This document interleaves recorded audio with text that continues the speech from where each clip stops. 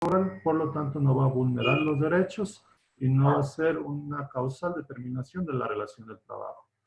Muchas de las veces, compañeros, se está malinterpretando que la adopción del teletrabajo emergente por la situación sanitaria que está viviendo el país significa que se está dejando de lado tal vez las responsabilidades como tal que va a tener el servidor o el trabajador al momento de desarrollar sus actividades.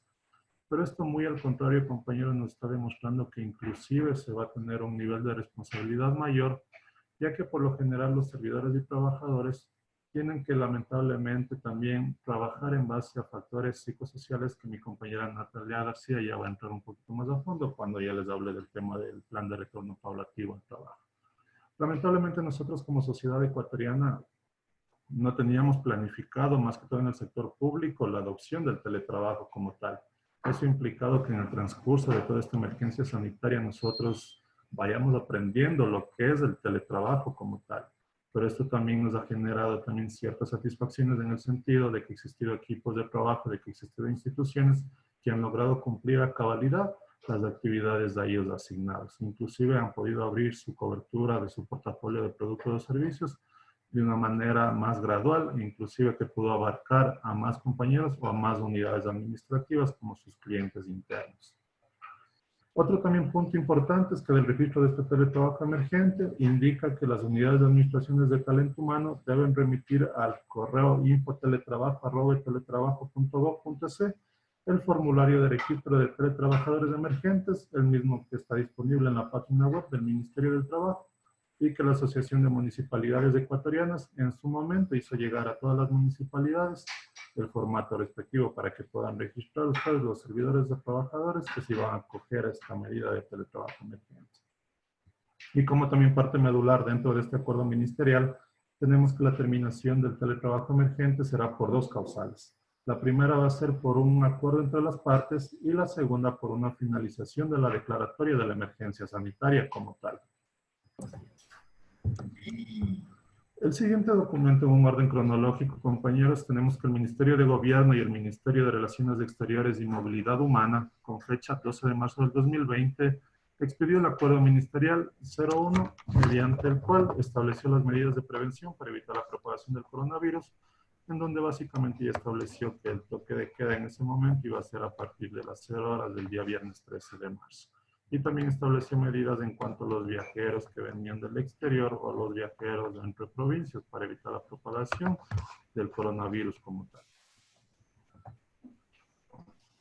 El siguiente documento, compañeros, que vamos a revisar es el decreto 1017 de la Presidencia de la República de fecha 16 de marzo del 2020, mediante el cual el señor presidente declaró el estado de excepción por calamidad pública en todo el territorio nacional por los casos de coronavirus confirmados y la declaratoria de la pandemia del coronavirus por parte de la OMS, ya que representaron un alto riesgo de contagio para la ciudadanía.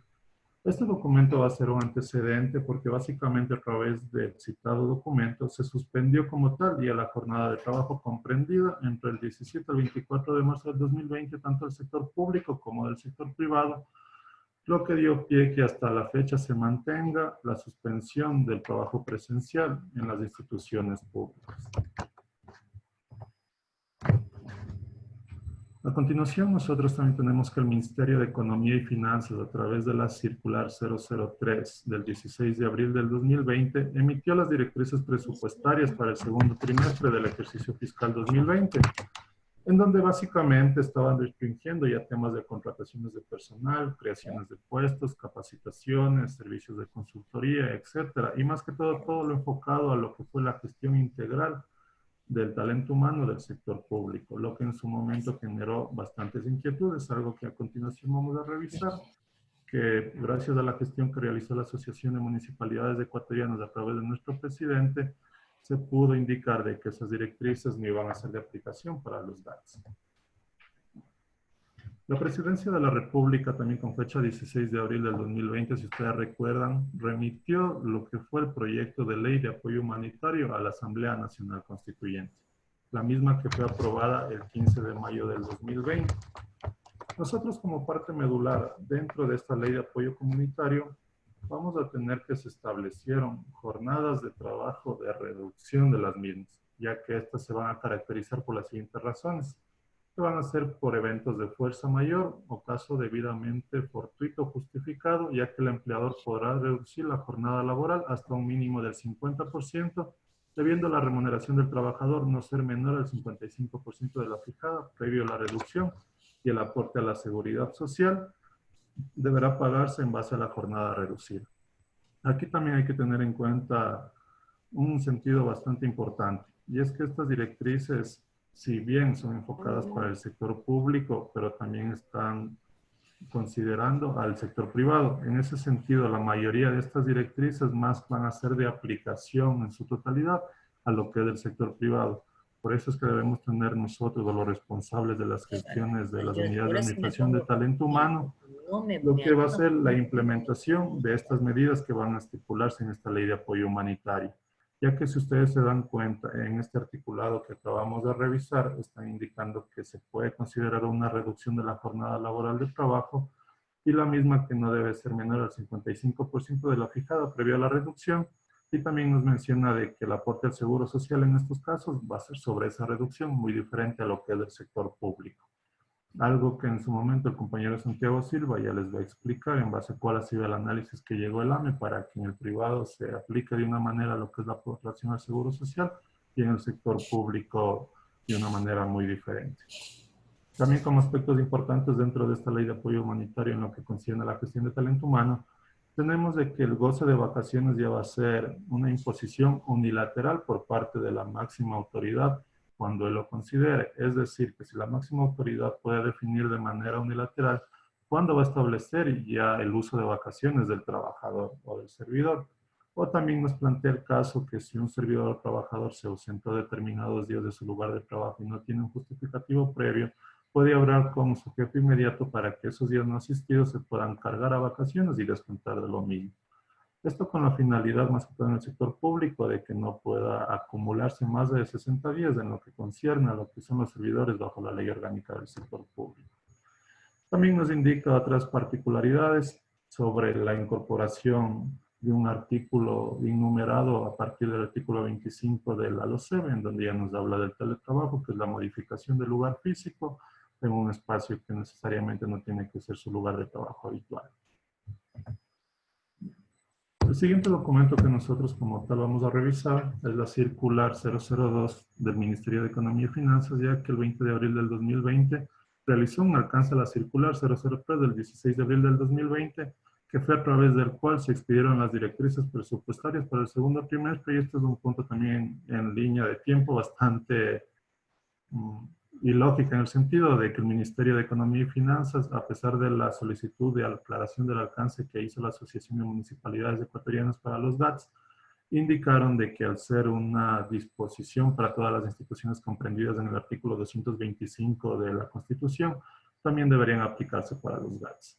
Algo que de igual manera el AME, a través de las gestiones que pudo realizar, solicitó que nuevamente se pueda revisar esta contestación. El siguiente documento, compañeros, es la circular 0022 del Ministerio del Trabajo de fecha 22 de abril del 2020, a través del cual estableció que el plan de vacaciones del ejercicio fiscal 2020-2021 indicaba que las vacaciones deben concederse en la fecha prevista en el calendario.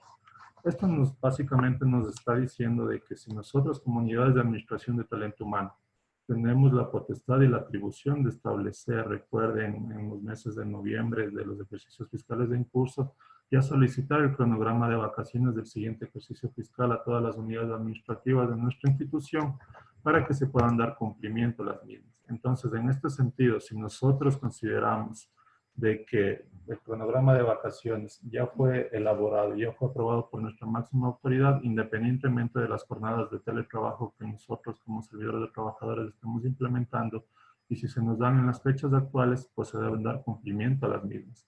En eso no podemos nosotros hacer una reprogramación como tal, solo en casos excepcionales cuando las autoridades nominadoras, los jefes inmediatos, así lo requieran por beneficio institucional. Pero de ser el caso, si yo establecí que del 1 al 15 de abril iba a tomar vacaciones, fue algo que yo no tuve en consideración tal vez en noviembre del 2019 de que íbamos a pasar por esta situación, pues a través de esta circular del Ministerio del Trabajo, yo como institución ya debo informar al servidor o trabajador que obligatoriamente debe conocerse y debe aplicarse ya a la ejecución de estas vacaciones como tal.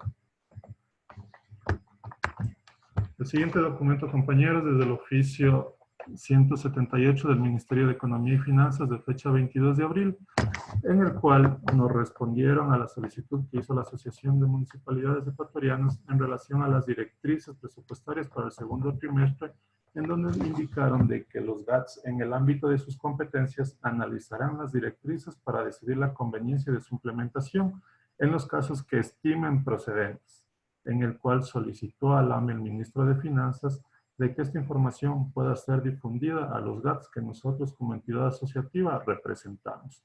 Entonces, este fue un gran alivio en cierto sentido administrativo para los GATS, porque en este sentido ya no se pudo aplicar tal vez esas restricciones que para el Ejecutivo como tal se quería indicar, de que se iba a restringir procesos de contratación de personal, de creaciones de puestos, capacitaciones, etcétera.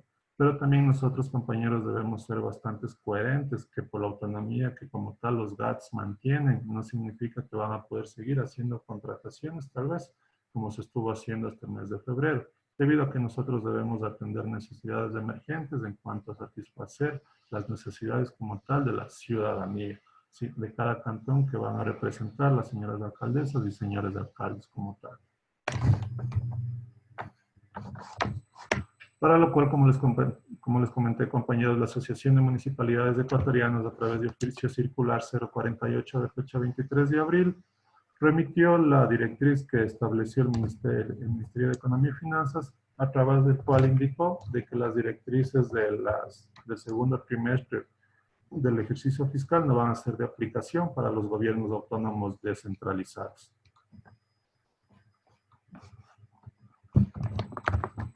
Aquí también hay un punto importante, compañeros, que el Ministerio del Trabajo y el Ministerio de Comercio Exterior e Inversiones estableció un plan para el retorno paulatativo de trabajo de fecha 23 de abril del 2020, a través del cual estableció una guía metodológica y general de retorno progresivo de actividades laborales, ¿sí? Este es un tema también que nuestra compañera Natalia García, analista de seguridad y higiene en el trabajo, en su exposición, ella entrará un poco más a fondo, ya que ella va a establecer directrices, lineamientos en cuanto a la elaboración del plan como tal de retorno paulatino, que cada institución debe hacerlo a través de las unidades de administración de talento humano. Nosotros aquí vamos a tener ciertas características, como va a ser que la principal modalidad recomendada sea el teletrabajo, estableciendo parámetros rigurosos de control, verificando el cumplimiento de las actividades. Si ustedes se dan cuenta, compañeros, básicamente nos están recomendando de manera inicial de que se continúe con el teletrabajo, porque nosotros somos conscientes que en algunos cantones, más que todo, se va a tener limitaciones en cuanto a poder establecer un control correcto para poder evitar la propagación del COVID como tal dentro de nuestras instituciones, ya sea por la idiosincrasia que tenemos como ciudadanos, ya sea por nuestra cultura organizacional, o ya sea por el desconocimiento que nosotros como tal tenemos a la adopción de medidas que debemos acoger e implementar para evitar como tal el contagio. Sí, también vamos a tener diferentes criterios en cuanto a lo establece este plan paulatino de retorno al trabajo, que va a hacer que se mantenga el teletrabajo emergente, como les indiqué, para todos los servidores cuyas actividades lo permitan y según las directrices de la máxima autoridad. Esto es importante, que los responsables de las unidades de administración de talento humano puedan revisar qué actividades verdaderamente por la naturaleza de las mismas no pueden ejecutarse a través de teletrabajo. Sí, un ejemplo de esto vamos a tener tal vez que hacer un control de los bienes inmuebles. Lamentablemente es una actividad que no se va a poder hacer a través de teletrabajo, entonces va a ser una actividad que como tal se necesita que el servidor pueda estar en la institución como tal, pero son análisis súper específicos.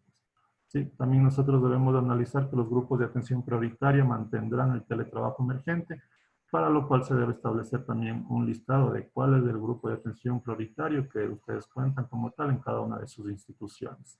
Sí, las jornadas especiales también por efecto de exposiciones a riesgos del trabajo, al amparo del artículo 25 de la LOCEP, que básicamente nos establece las jornadas de trabajo. También vamos a tener el análisis de pertinencia de realizar las actividades de forma presencial, el análisis de situación de cada uno de los servidores públicos que se encuentran dentro de los grupos de atención prioritaria a fin de adaptar sus actividades al teletrabajo emergente. Aquí haciendo el paréntesis de que a esas personas les debemos dar la prioridad de que continúen aplicando el teletrabajo emergente. También un punto bastante importante que deben realizar todas las unidades de administración de talento humano es el análisis de la situación de los servidores públicos referente a su movilidad hacia y desde su lugar de trabajo. Algo que en determinados cantones, por ser pequeños, obviamente que no va a generar mucho inconveniente, pero también debemos analizar, compañeros, de que van a existir servidores o trabajadores que van a vivir en otros cantones y no siempre la semaforización va a estar de la misma manera, ya que en un cantón va a estar un semáforo en rojo y en otro en amarillo, y eso les va a implicar que puede existir un tipo de movilización hacia su lugar de trabajo. Es por eso que se debe analizar también este punto de la movilidad hacia el lugar de trabajo.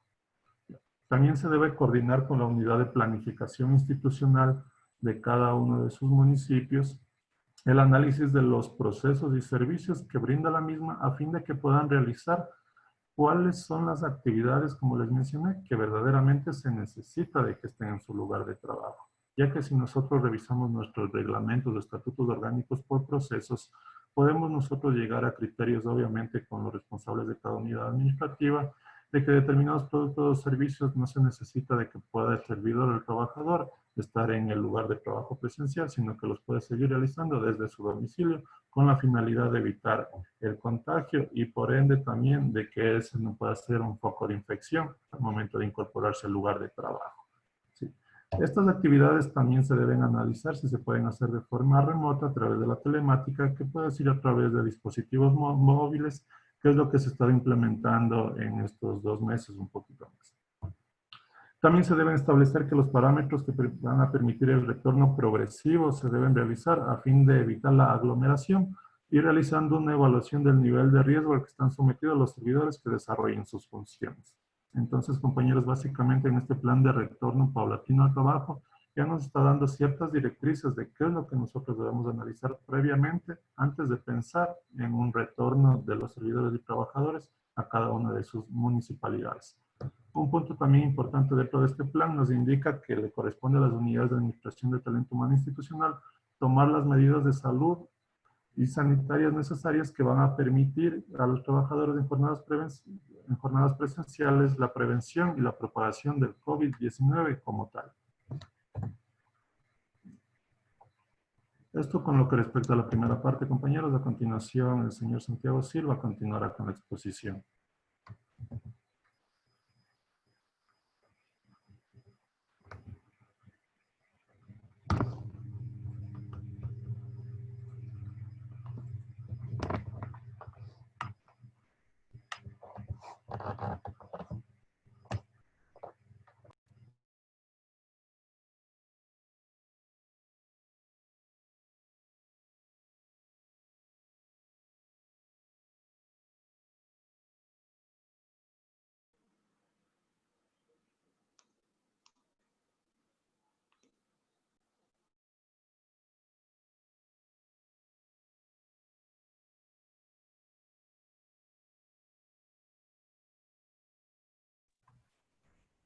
Estimados participantes, hasta que conecte Santiago, le recordamos hacer sus preguntas a través del chat, por favor. Gracias. Buenos días con todos compañeros, a los que pudieran ingresar al Zoom y también a los compañeros que nos están viendo por la página del AME de Facebook Live. De igual manera, bienvenidos. Bueno, muchas gracias a Jefferson por darnos un preámbulo de ciertas directrices jurídicas que sacaron por parte del Ministerio de Trabajo, por parte del gobierno, por parte de algunas instituciones del Ejecutivo. Bueno, continuemos, por favor. ¿Sí me están escuchando? Sí, Santi, todo bien. Sí, muchas gracias. Ya. Perdón, Santi, no te muevas tanto porque hay una interferencia con tu micrófono y suena como que estuvieras con aire ahí. Perfecto, gracias. Gracias. Bueno, continuando, queremos entender que el Ministerio del Gobierno, en su momento, después de todos los argumentos técnicos, directrices que sacaron por parte del Estado, sacaron ciertos criterios para el cambio de fase. ¿Qué quiere decir este cambio de fase? Entenderán ustedes que dentro de este documento, por primera vez, se utiliza el significado de semaforización. Nos dieron ciertos criterios para que los COEs cantonales sean los que tomemos la decisión referente a qué semáforo o a qué tipo de cambio presencial de actividades vamos a tomar las decisiones. De cierta forma, generaron tres tipos de semaforización. Tenemos el rojo, el amarillo y el verde. Si bien es cierto esta parte, mi compañera Natalie en el tema de seguridad, más adelante para el plan de retorno, lo va a ayudar un poco más. Pero el día de ayer, la ministra del Gobierno en rueda de prensa hizo ciertos cambios, ciertas actualizaciones que se van a aplicar desde el 1 de junio. Es decir, que el documento que nosotros veníamos manejando referente a los tipos de semaforización que teníamos, va a cambiar desde el 1 de junio con ciertas consideraciones técnicas. Entre las más relevantes son los toques de queda que se dan, que en el semáforo rojo será de 6 de la tarde hasta las 5 de la mañana, el semáforo amarillo va a ser desde las 9 hasta las 5, y en el semáforo verde será desde las 12 hasta las 6. Y ciertas particularidades más que ya hemos tenido dentro de la anterior semaforización, que en el semáforo amarillo tenemos un aforo máximo del 50% de servidores públicos o de trabajadores o de los locales, y en el tema del semáforo No se escucha. Y en el semáforo verde un tema del 60%.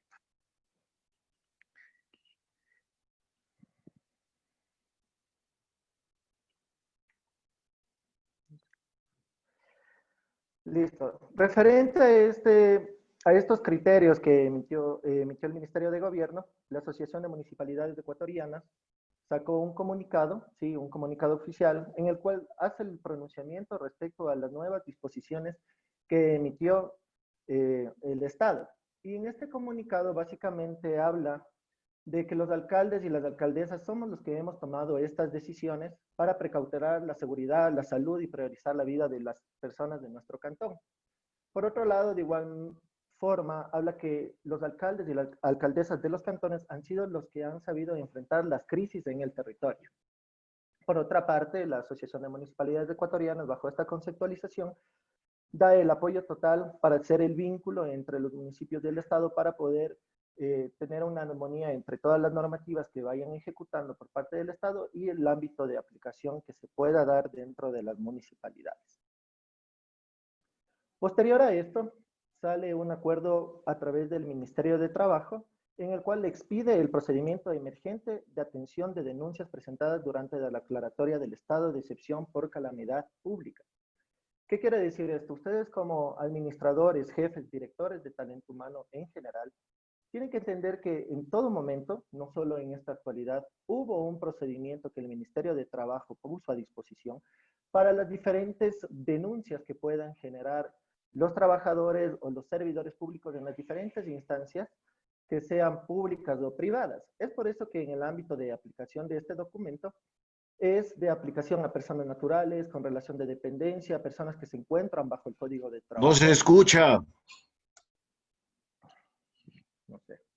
Hay personas que se encuentran bajo el Código de Trabajo y personas que están sobre diversas... No sé. Ahí está mejor.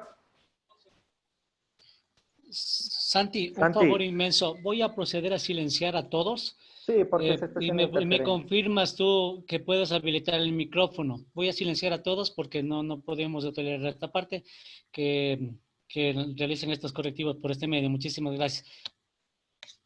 Okay. Por favor, confírmame nuevamente activando tu dispositivo. Estoy solicitándote a ti. Un momentito. Listo. Por favor, lo que sí puedo ¿Listo, hacer Santi? es un ¿Ahí poquito me el micrófono. mejor? Exacto. Sí, Ya, solamente es que en el momento que hables, acercar un poquito el micrófono nada más y pasar a las diapositivas. Como estabas haciendo al inicio, por favor. Ya, correcto, Santi, no hay problema. Gracias. Listo, como estaba conversando anteriormente, en este acuerdo ministerial por parte del Ministerio de Trabajo, emite las directrices técnicas y procedimentales para poder hacer o dar atención a las denuncias que se presenten durante este estado de emergencia de las diferentes cualidades que pueda existir, de cualquier tipo de contratación que exista dentro de las instituciones públicas o privadas. Es decir, ciertos colaboradores sean bajo el Código de Trabajo o bajo la LOCEP, que sientan o sean afectados en cualquiera de sus derechos por parte de los patronos, tienen un procedimiento que se establece en este acuerdo ministerial para poder hacer las respectivas denuncias a través de la plataforma del Ministerio de Trabajo. Por otro lado, el Ministerio del Trabajo, mediante la resolución 022, hace una publicación en la cual determina que la enfermedad del coronavirus no constituye un accidente de trabajo ni una enfermedad profesional, en virtud que la misma fue declarada el 11 de marzo por la Organización Mundial de la Salud como una pandemia. Referente a esto, hubo una gran controversia por parte de grupos de servidores públicos, trabajadores en general, por lo cual, a través de un acuerdo 023 del mismo Ministerio del Trabajo, hace una aclaración. En la primera decía que no se consideraba como una enfermedad profesional o un accidente laboral, pero en este determina que la enfermedad del coronavirus no constituye un accidente de trabajo ni una enfermedad profesional, en virtud que la misma fue declarada el 11 de marzo de 2020 por la Organización Mundial de la Salud como pandemia, a excepción de aquellos casos en los que se pudiera establecer de forma científica o por métodos adecuados a las condiciones y a las prácticas nacionales un vínculo directo entre la exposición a agentes biológicos que resulte de las actividades laborales contraídas por el trabajador. ¿Qué quiere decir esto? De cierta forma, el Ministerio de Trabajo vio que muchos de los trabajadores y servidores públicos se encuentran a una gran exposición, dependiendo de las particularidades del trabajo que desarrollan en las diferentes instituciones públicas. Y es función o atribución de las unidades de seguridad industrial o los responsables técnicos que se encuentren dentro de estas unidades, el desarrollar las matrices respectivas de prevención de riesgos laborales, en los cuales hará el análisis pertinente para revisar cuáles son los servidores públicos o privados a su vez que se encuentren dentro de este ámbito de riesgo biológico y que tengan contacto directo con este virus o con esta enfermedad y que se pueda subsanar, reducir el riesgo de contagio. De ser uno de los factores principales de que sí se pueda contagiar, el IES, a través de la unidad de riesgos de trabajo, sí va a determinar la pertinencia de considerarle como una enfermedad institucional. Entonces, de cierta forma, ampara a los trabajadores y a los servidores para tener este resguardo a través del seguro. Por otra parte, el Ministerio de Trabajo, a través de su Acuerdo Ministerial 092, reforma el Acuerdo 0 Ministerial 136 de la norma técnica para viabilizar el establecimiento de jornadas especiales. ¿Qué quiere decir este tema de jornadas especiales? Entendamos que las jornadas especiales, compañeros, no son actuales. Las jornadas especiales ya se encontraban determinadas en un acuerdo ministerial desde el 2012. También se encuentra dentro de la LOCEP.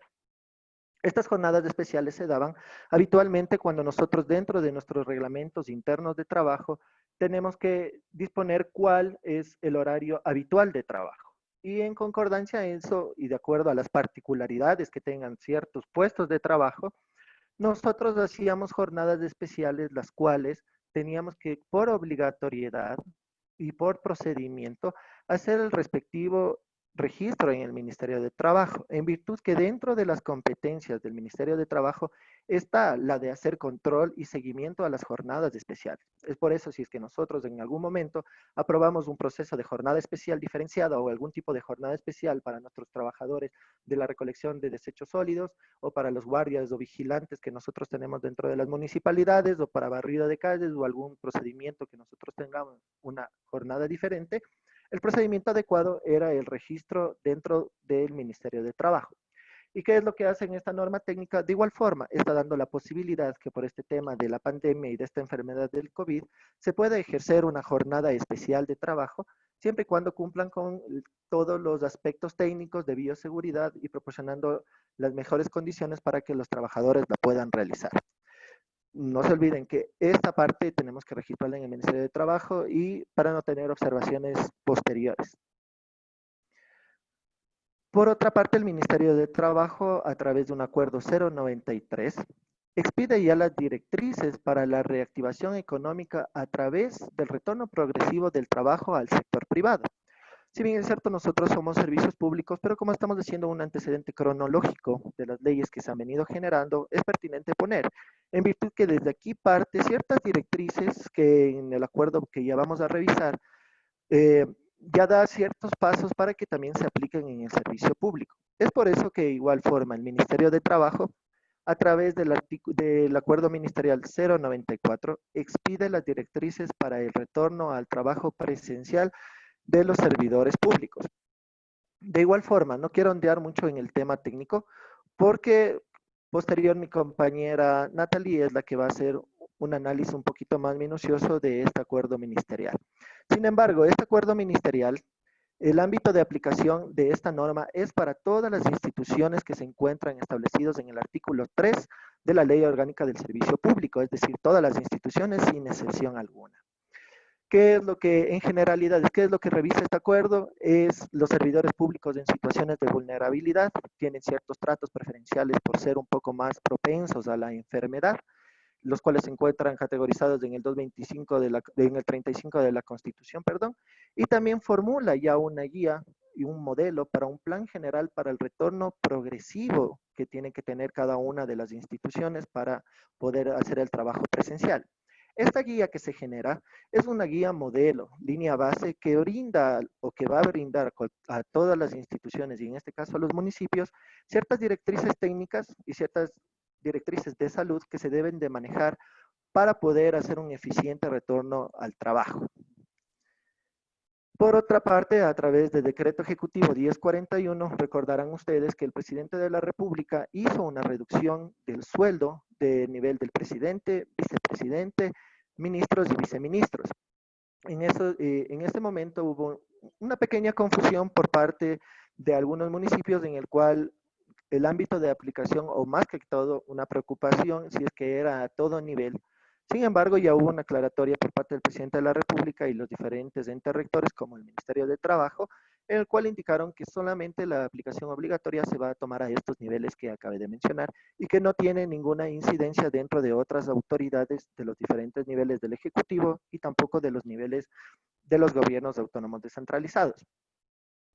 Por otra parte, la Presidencia de la República, a través de un decreto ejecutivo 1052, ¿sí?, renova el estado de excepción, el cual nos mantenemos hasta la actualidad, en virtud de que en su momento la pandemia o esta emergencia sanitaria tenía una temporalidad de análisis y el Ministerio de Salud hizo una extensión más larga y por ende el presidente de la República, a través de este decreto ejecutivo, lo que hizo es prolongar hoy y instaurar otra vez el estado de excepción, que es en el que nosotros nos encontramos. Para ir finalizando, tenemos los dos últimos documentos que a través del decreto ejecutivo 1053, el presidente de la República hace unas 2 semanas más o menos, reforma el reglamento general a la Ley Orgánica del Servicio Público, en el cual indica el tema de las jornadas especiales. De cierta forma, también hubo una confusión por parte de algunas instituciones públicas a nivel del Ejecutivo, a nivel de empresas públicas, a nivel de los gobiernos autónomos, en la aplicación de esta reforma al reglamento a la LOCEP. Si bien es cierto, para que haya mayores aclaraciones, hubo un acuerdo ministerial, el 117, en el cual se expide las directrices para establecer las jornadas especiales diferenciadas en el sector público.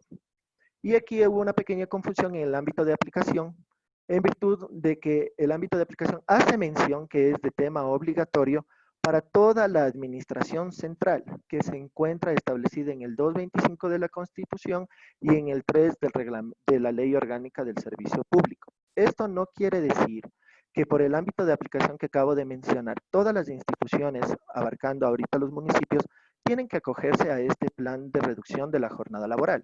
En tal virtud, en el segundo inciso de este mismo articulado, indica que las demás funciones del Estado podrán adoptar estas disposiciones en el marco de sus competencias. ¿Qué quiere decir eso? Que queda libre albedrío dependiendo de las capacidades financieras, situación territorial, nivel de contagios que cada cantón o cada municipalidad o cada institución pública tenga dentro de su particularidad, el acoger o no acogerse a estas directrices.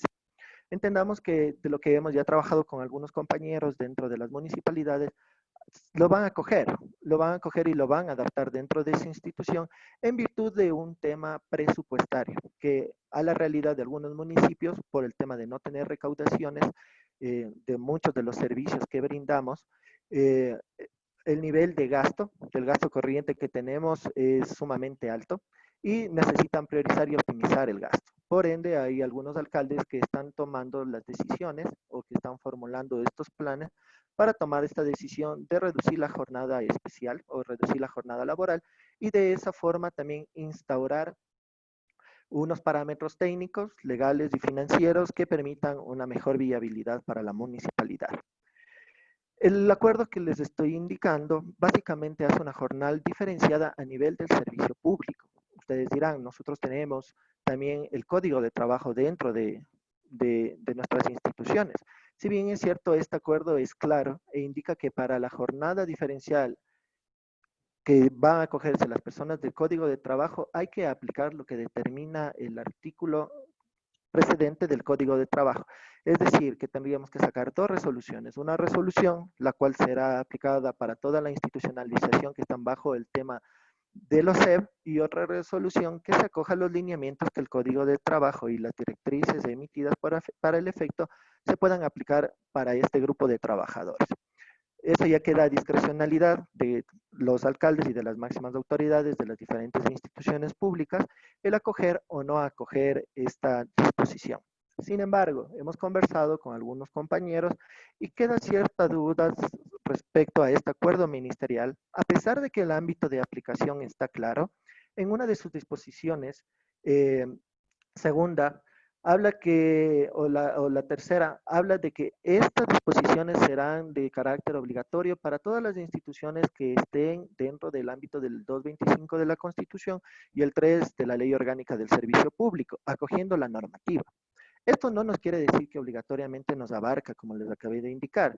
Simplemente lo que el acuerdo, a través de algunas conversaciones que ya hemos tenido con compañeros del Ministerio del Trabajo, han sabido manifestar que hace mención a que todos los del 225, las instituciones que se encuentran dentro de este grupo y del 3 de la Ley Orgánica del Servicio Público, que están determinadas en el acuerdo, son de aplicación obligatoria. Es decir, básicamente los de las personas o las instituciones que se encuentran bajo la administración central. No tiene nada que ver con gobiernos autónomos ni demás empresas públicas que se generen de estos o demás funciones del Estado que no se hayan alineado voluntariamente a este acuerdo ministerial.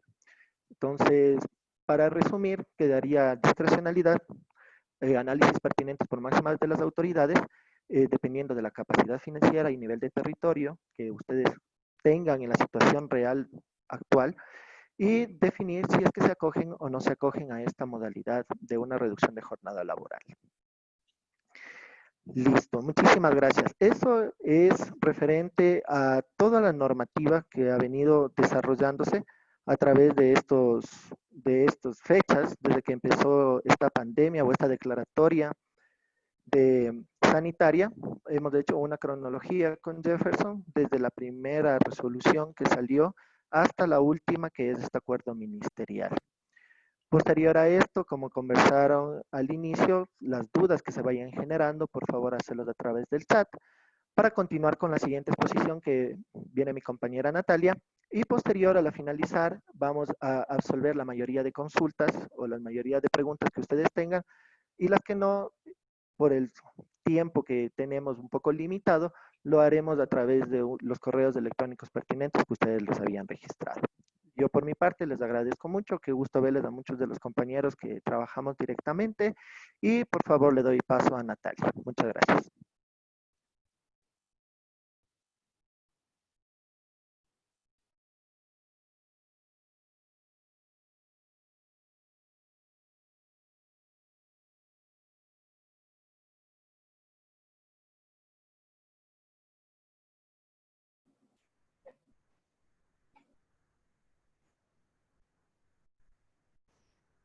Buenas tardes. ¿Me escuchan? Hola. Nati, si ya está activado tu audífono, no se puede escuchar, no pueden abrir los participantes los micrófonos, pero sí está activo ya. Bienvenida. Muchas gracias, estimados. Muy buenos días con todos y todas. Les doy la más cordial bienvenida a este evento virtual sobre las directrices para el retorno al trabajo presencial del servicio público. Mi nombre es Natalie García, soy analista de seguridad e higiene en el trabajo, pertenezco a la Coordinación de Talento Humano de la Asociación de Municipalidades Ecuatorianas y el día de hoy voy a ser su expositora de este webinar. El objetivo de este webinar es contribuir con directrices, lineamientos y recomendaciones para el retorno a la jornada laboral presencial de los gobiernos autónomos descentralizados. La agenda de este webinar contempla la presentación con 3 módulos de trabajo. Una vez finalizada la presentación, se abrirá un espacio de preguntas para los participantes. En este caso, yo les invito a que tomen nota, por favor, como Pili les mencionó hace un momento, tomen nota de sus preguntas para que puedan transmitirlas vía chat en el espacio correspondiente y luego, debido a que contamos con tiempos definidos para esta actividad, las preguntas se responderán dando la prioridad a aquellas que sean recibidas primero. Sin embargo, les invitamos a incluir todas sus dudas en el chat para hacerles llegar las respuestas mediante correo electrónico. Posteriormente a estas presentaciones. Empezaremos con los temas. Los temas a tratar en el día de hoy son la semaforización, el plan de retorno a la jornada laboral presencial y la prevención del riesgo psicosocial. Empecemos con el primer tema, la semaforización. Mediante Boletín 137 del Ministerio de Gobierno del 27 de mayo del 2020, se estipula que a partir del 1 de junio, cuando el país cumpla 77 días de aislamiento, es decir, 11 semanas apegado a medidas preventivas frente a la emergencia sanitaria, se moverán un poco las reglas de la semaforización para seguir normalizando la situación a escala nacional. En este caso, las reglas para cada color del semáforo son: el semáforo en rojo. En primer punto, el toque de queda cambia y va a ser desde las 18 horas hasta las 5 horas. Mati, perdón que te interrumpa. ¿Estás compartiendo? Porque no le veo la compartición en la pantalla. ¿No le ves? Dame No. 5 segundos.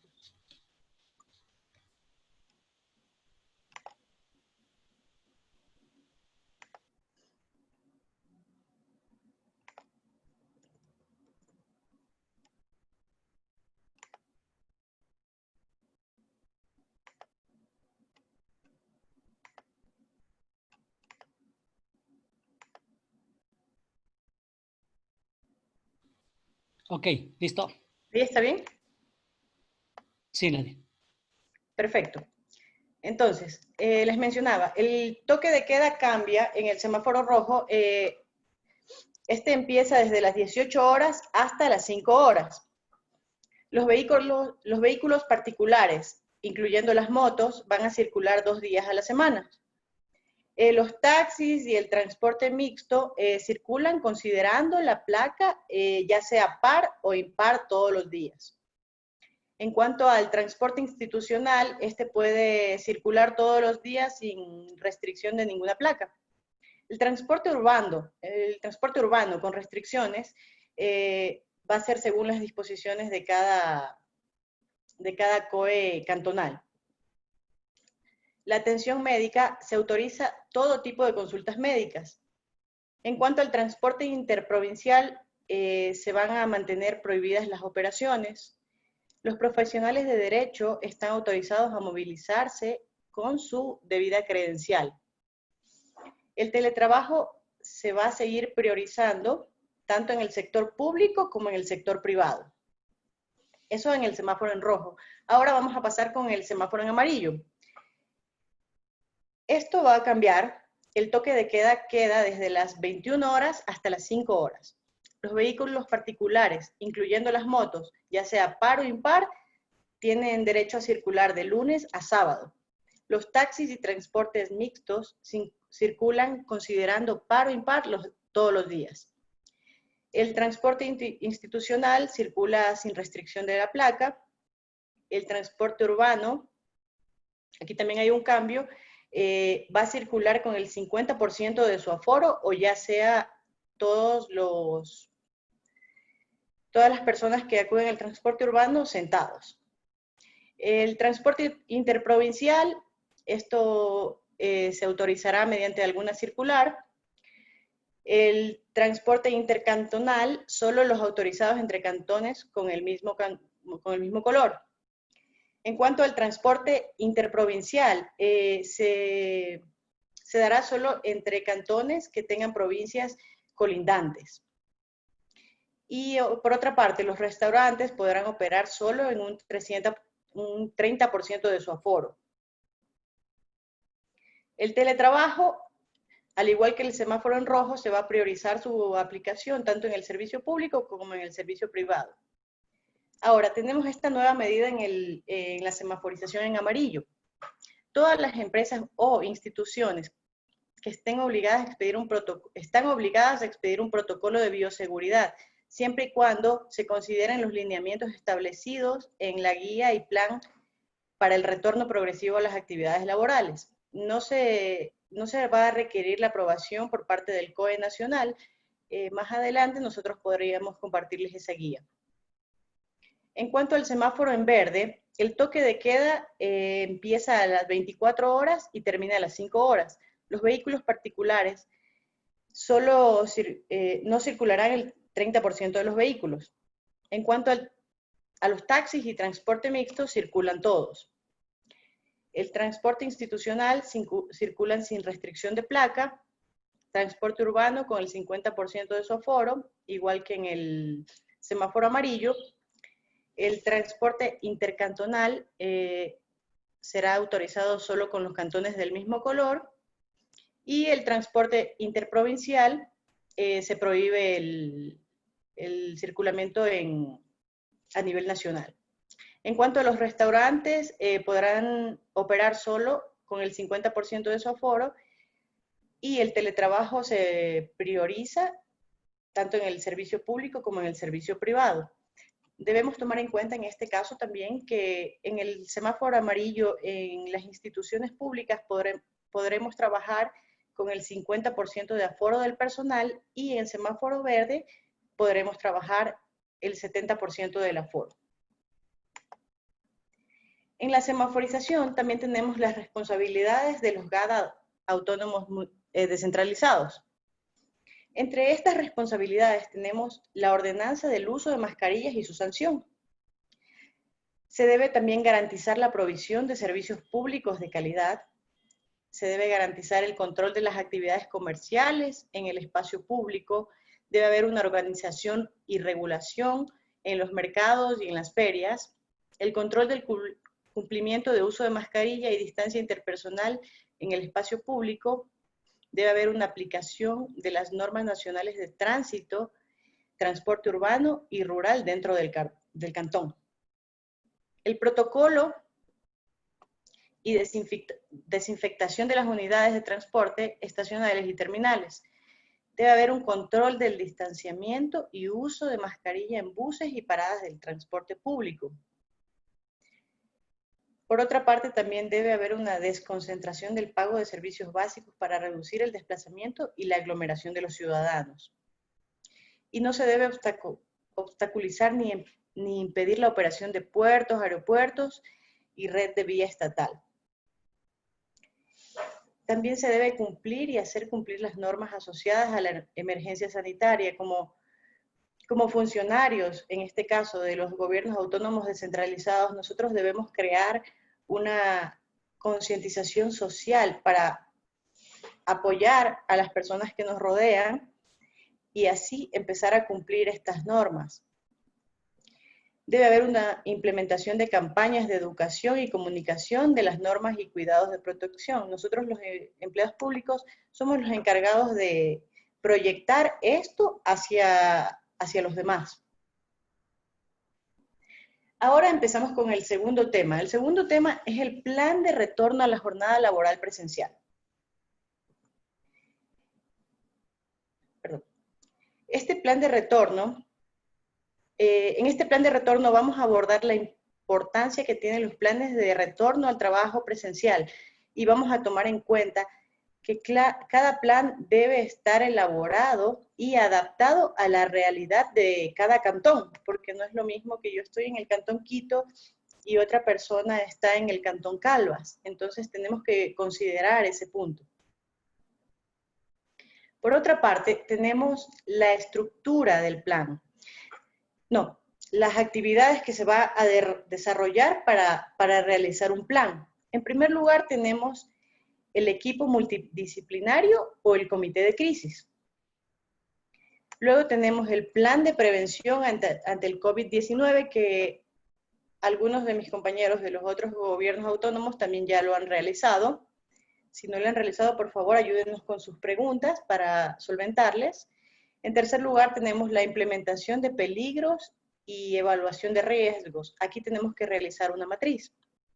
En cuarto lugar, vamos a tratar el tema de desarrollar los planes de información, comunicación y capacitación. El quinto punto sería los protocolos. Estos protocolos se pueden establecer o delimitar a los puestos de trabajo, al comedor, al recorrido que realizan algunas personas tienen transporte institucional, a los baños o entre otros. Y el sexto punto sería la verificación de los planes y los protocolos.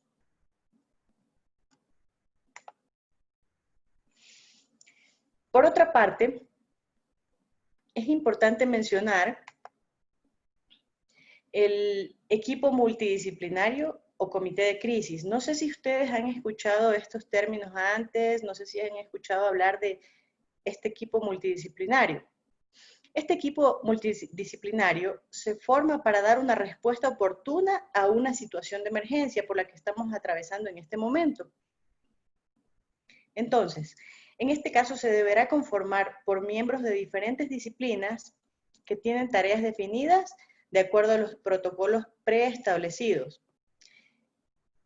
Los informes que se realizan dentro de este equipo sirven para una rápida actuación. Además, en cada centro de trabajo debe haber un comité de crisis, que es lo mismo que el equipo multidisciplinario, y se debe considerar que los miembros serán los directores o coordinadores de área.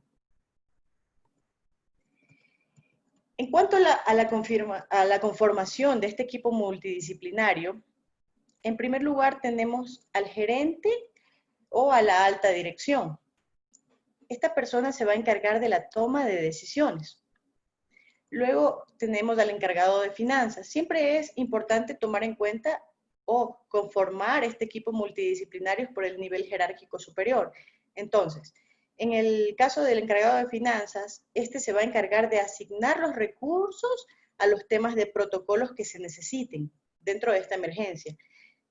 Vamos a tener al encargado de recursos humanos o de talento humano, que este se encarga de velar por el bienestar del personal. ¿A qué me refiero con esto? Velar por el bienestar del personal. Si el gerente me dice, yo quiero que trabajen las 8 horas, el encargado, el coordinador de recursos humanos me va a decir, mira, yo no estoy de acuerdo en que trabajen las 8 horas porque tienen que movilizarse de un lugar a otro y el transporte es del 50%. Entonces, este encargado siempre se va a enfocar en el bienestar del personal. Por otra parte, tenemos el encargado de operaciones. Este va a velar por la producción que tenemos todos en nuestras instituciones o en nuestros municipios. Luego viene el técnico de seguridad o el analista de seguridad. Este técnico se encarga de verificar, de desarrollar, de reportar, de realizar la identificación, evaluar e implementar las medidas de control sobre los riesgos que se pueden dar. Y por otra parte tenemos al médico. El médico también se encarga de desarrollar, de reportar, de controlar la vigilancia de la salud dentro de la institución. Y además va a evaluar los riesgos y los va a supervisar. Ahora, yo sé que todos se preguntan, ¿qué hace el equipo multidisciplinario? ¿Qué hace el comité de crisis? Lo que hace el comité de crisis es observar. Observa, recopila información, evalúa los riesgos, analiza las necesidades y toma las decisiones. Estos puntos son bastante importantes. ¿Por qué? Porque si nos damos cuenta, este comité está conformado por todos los jerárquicos, entonces nos van a ayudar a agilitar este proceso. En cuanto a este proceso, todo este equipo, lo que se recomienda es que se debe reunir todos los días de 30 a 45 minutos. Y se debe dejar una evidencia en el plan de prevención que lo tenemos. Esto en cuanto al equipo multidisciplinario o comité de crisis. En cuanto a la evaluación de riesgo biológico, quiero mencionar que para una correcta evaluación del riesgo biológico se recomienda utilizar cualquier herramienta que el técnico de seguridad crea conveniente. Sin embargo, es importante seguir los lineamientos y apoyarse en el equipo multidisciplinario. En la evaluación de riesgos podremos empezar que tenemos la clasificación de los agentes biológicos. Luego seguimos con las vías de transmisión que estos agentes nos dan, siguiendo por la probabilidad del contacto que haya, la frecuencia de realización, las medidas higiénicas adoptadas que se toman dentro de cada institución, el cálculo del nivel de riesgo biológico, la interpretación de los niveles de riesgo biológico y las medidas que tenemos a interpretar. Esto lo vamos a realizar mediante una matriz que nosotros le podemos pasar más tarde con las guías de retorno. En cuanto a la estructura del plan de retorno a la jornada laboral, la estructura empieza con el objetivo. Seguimos con los objetivos específicos. Continuamos con el alcance, el marco legal, los lineamientos generales, lineamientos específicos. Tenemos la etapa 1, que es previo a la apertura, la etapa 2, que es la apertura, y finalmente tenemos las conclusiones y recomendaciones. No quiero ahondar en este tema por tiempo. Entonces, conforme a las nuevas medidas que se toman con el semáforo amarillo, se debe tener en cuenta que todas las empresas o instituciones están obligadas a expedir un protocolo de bioseguridad, siempre y cuando se consideren los lineamientos establecidos en la guía y plan general para el retorno progresivo a las actividades laborales. En este caso no se requerirá la aprobación por parte del COE nacional, provincial o cantonal. A continuación seguiremos con los lineamientos previos a la apertura. Entonces, tenemos la primera etapa, que en este punto se toma en cuenta la campaña intensiva de comunicación. ¿Qué vamos a hacer en esta campaña intensiva de comunicación? En esta campaña intensiva vamos a diseñar una campaña y vamos a difundir por todos los medios de comunicación, redes sociales, vallas publicitarias, supermercados, los principales lugares de las ciudades, y esta va orientada a preparar a la ciudadanía a salir del confinamiento, siempre y cuando confiando en las medidas de control que las autoridades y cada uno de los ciudadanos puede tener. Como segundo punto tenemos el establecimiento de un sistema de control y supervisión de las empresas y agentes comerciales. En este caso se recomienda que para los planes de reapertura incluyan, en primer lugar, una identificación de las áreas administrativas y técnicas que mantendrán el teletrabajo.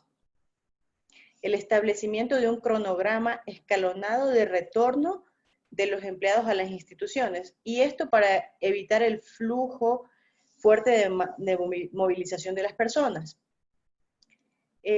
También tomamos en cuenta la incorporación de los teletrabajadores, de los trabajadores. Esta puede ser por turnos, de acuerdo con las líneas de producción u operación de la institución donde se encuentran. y se deberá indicar el número de personal que requerirá por los turnos y horarios establecidos. También se debe establecer horarios de entrada y salida del personal con la finalidad de facilitar la movilidad y evitar las aglomeraciones. En este caso yo creo que tenemos que ser bastante flexibles para evitar aglomeraciones, para evitar tráfico y algunos más. En cuanto a la movilización de las personas, para facilitar la movilización del personal que tenemos a cargo y evitar estas aglomeraciones, lo que se sugiere es que a través de los GATS municipales, las cámaras y organizaciones empresariales se coordine con las empresas de transporte público y privada para establecer corredores logísticos por zonas, en función de la localización donde se encuentran las empresas que retomen sus actividades laborales presenciales. Y como último punto tenemos las recomendaciones, actividades con plataformas digitales.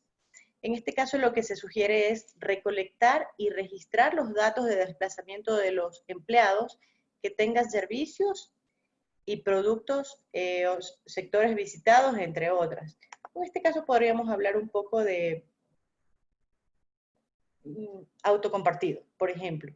Entonces, yo tengo un compañero que va hacia mi trabajo y está cerca de mi domicilio, podríamos coordinar para que me ayude a acudir hacia mi trabajo. Por otra parte, tenemos las medidas primarias de control contra el COVID-19 o contra el coronavirus. En primer lugar, tenemos el distanciamiento social. Yo honestamente preferiría llamarlo distanciamiento físico. ¿Por qué distanciamiento físico? Porque el distanciamiento físico, yo estoy aquí y la otra persona acá está acá, entonces es físicamente. Debe existir entre las personas este distanciamiento, no debe darse sin las adecuadas medidas de barrera. Este distanciamiento debe ser de 1,80 m a 2 metros. A su vez, se deben evitar las reuniones grupales y las aglomeraciones. Muchas veces en la oficina estamos acostumbrados a realizar el cumpleaños de mi compañero, a realizar las reuniones entre todos en una sala de capacitación. Entonces, en este caso, hay bastante riesgo de contagio y debemos cambiar la forma de procesar. Entonces, se ha demostrado que en la medida más importante para reducir la propagación del COVID, que ocurre principalmente por la inhalación o por el contacto directo con las gotículas, y estas gotículas son emitidas por las secreciones nasales o bucales que emite la persona, ya sea infectada o no infectada, al toser y o estornudar. Entonces, es importante recalcar que en la nueva evidencia científica se consideran también a las personas asintomáticas respiratorias como un agente propagador del virus. Esto tenemos que tenerlo bastante presente. En cuanto a la higiene de manos y evitar tocarse el rostro, la higiene personal es una de las medidas primarias para la prevención del contagio. Las manos son una de las fuentes principales de transmisión de enfermedades.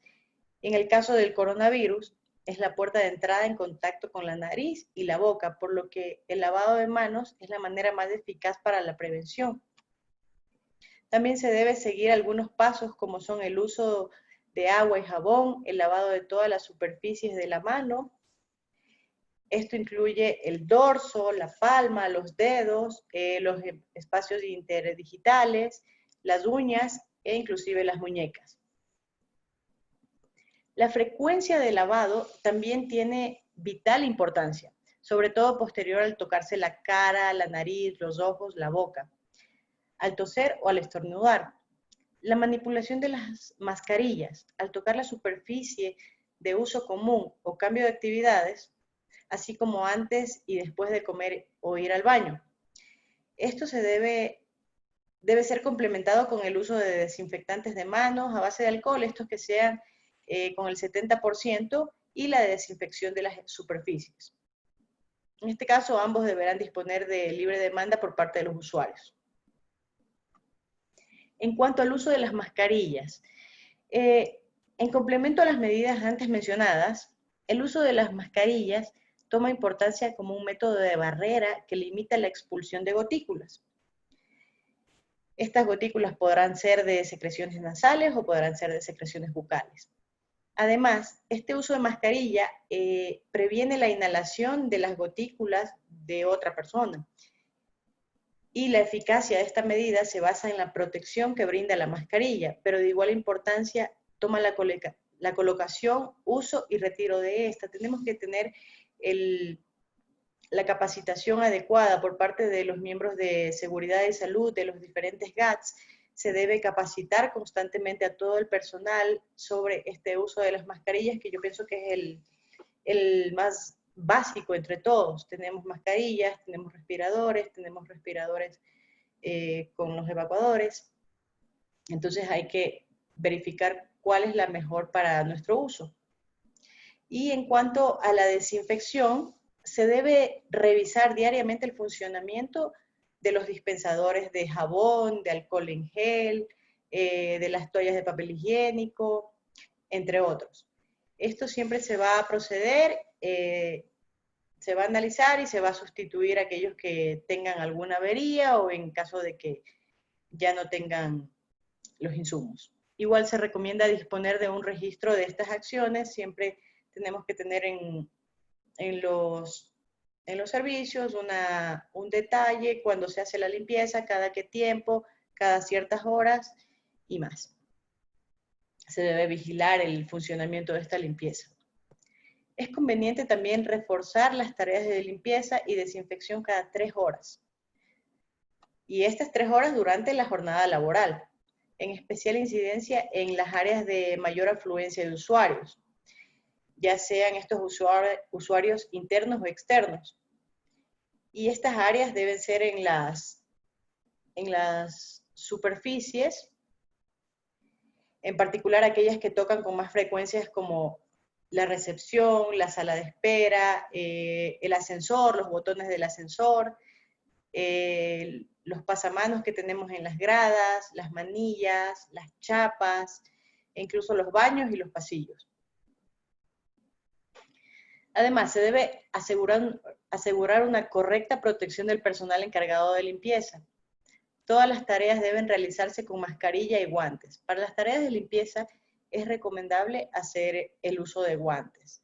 En el caso de que no sean tareas de limpieza, no se recomienda el uso de guantes porque es un foco de infección. Una vez que sea finalizada la limpieza y tras despojarse de los guantes y la mascarilla, en el caso del personal de limpieza o los personales auxiliares, es necesario que el personal realice una completa higiene de manos, ya sea con agua, jabón, por al menos de 40 a 60 segundos. En el caso de los uniformes de trabajo o similares, estos uniformes, una vez que el funcionario se los saca, debe embolsarlos y cerrarlos. Y después de eso se deben trasladar hacia el punto donde se haga el lavado habitual, siempre y cuando se debe recomendar un lavado con un ciclo completo a una temperatura entre 60 y 90 grados. Además, se deberá asegurar la desinfección de las oficinas por lo menos una vez a la semana. Por otra parte, tenemos la preparación de los sitios de trabajo. Este punto es importante mencionarlo porque hay cantones que aún se encuentran en rojo, aún no retoman sus actividades laborales presenciales. Entonces, en este caso, se deben tomar las siguientes medidas. En primer lugar, la organización de los puestos de trabajo y los lugares comunes. ¿A qué me refiero con estos lugares? A las áreas de atención al cliente, a las salas de reuniones, a los baños, a los comedores, entre otros. Esto siempre y cuando para permitir el cumplimiento de las distancias de seguridad. Como medida también se puede se podría instalar los tachos de basuras para los desechos infecciosos generados, y por otra parte se deben establecer políticas de prevención contra el COVID en los lugares de trabajo. También tenemos las medidas organizativas, las medidas de desplazamiento y las sugerencias que se les da a los y las trabajadoras. En cuanto a las medidas organizativas, de acuerdo con la normativa de riesgos laborales, va a ser necesario informar al personal de forma fehaciente, actualizada y habitual las recomendaciones sanitarias que deben seguir de forma individual. Se escalonarán los horarios de ingreso a la institución para permitir mantener la distancia de seguridad y realizar el control de ingreso de los funcionarios con la finalidad de evitar aglomeraciones en el transporte público. Se deberán realizar actividades en el centro de trabajo que impliquen aglomeraciones de personas. No se deberán realizar estas actividades. Es preciso proveer al personal de los productos de limpieza y desinfección necesarios. Siempre tenemos que tener bien dotados los baños con jabón antibacterial, todos los puntos con gel antibacterial, para que los funcionarios puedan hacer uso de estos, ¿no?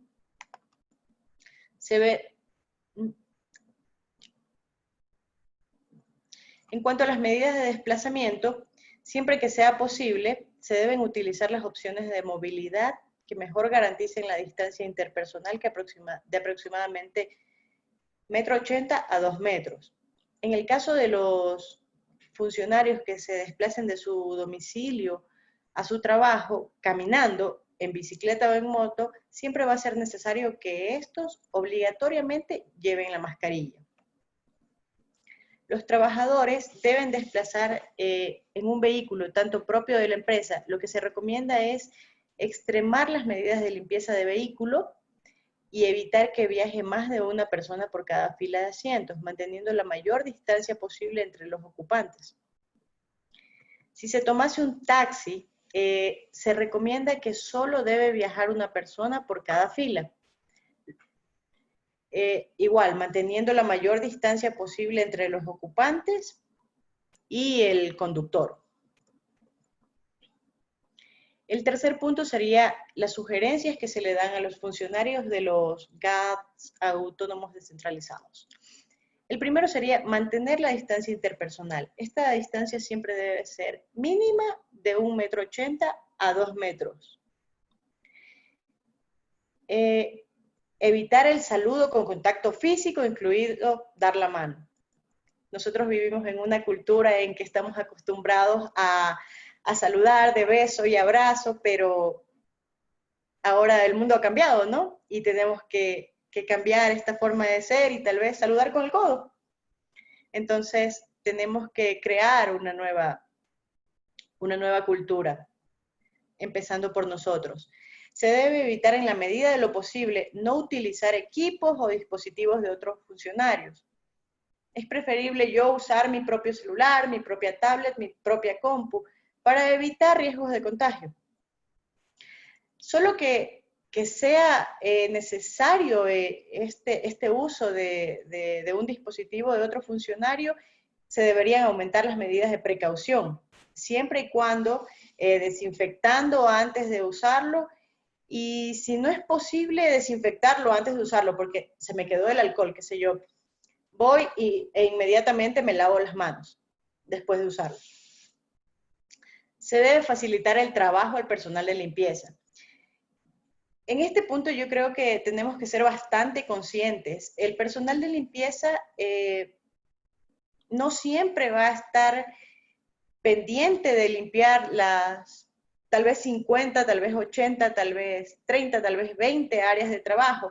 Nosotros como funcionarios tenemos que crear esa conciencia con nosotros mismos y limpiar nuestro punto de trabajo. Entonces, esto nos ayuda a nosotros mismos a prevenir el contagio, porque si ustedes se ponen a analizar, viene el personal de limpieza haciendo la limpieza en varios puntos, puede haber cierto riesgo de contagio. No digo que lo haya, pero hay una probabilidad. Entonces, es mejor que nosotros creemos conciencia en este punto y empecemos a limpiar nuestro puesto. E incluso en el momento en que salimos de nuestras actividades, dejemos nuestro puesto lo más posible despejado para cuando venga el personal de limpieza, haga una limpieza y ya está. Estimada Nati, por el tiempo vamos a sugerir empezar con las preguntas porque tenemos la sala agendada para un próximo evento después de lo del talento humano. Entonces, agradeciendo tu participación, vamos paso para que nos puedan formular las preguntas en esta media hora restante. Muchísimas gracias, estimada Nati. Perfecto, mi estimado. Muchas gracias. Recuerden que el material será entregado a sus correos de las personas que pudieron inscribirse con el enlace que les facilitamos a través de las regionales y a través de la unidad de talento humano. Muchísimas gracias. Por favor, activar sus micrófonos a los compañeros Santiago Silva y Jefferson Salazar para comenzar con la ronda de preguntas. Muy amable.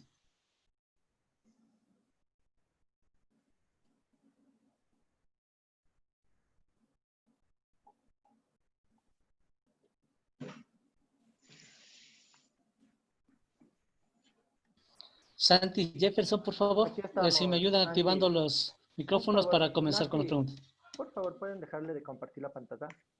Ahí está, Santi. Sí, perfecto. Gracias, Nati.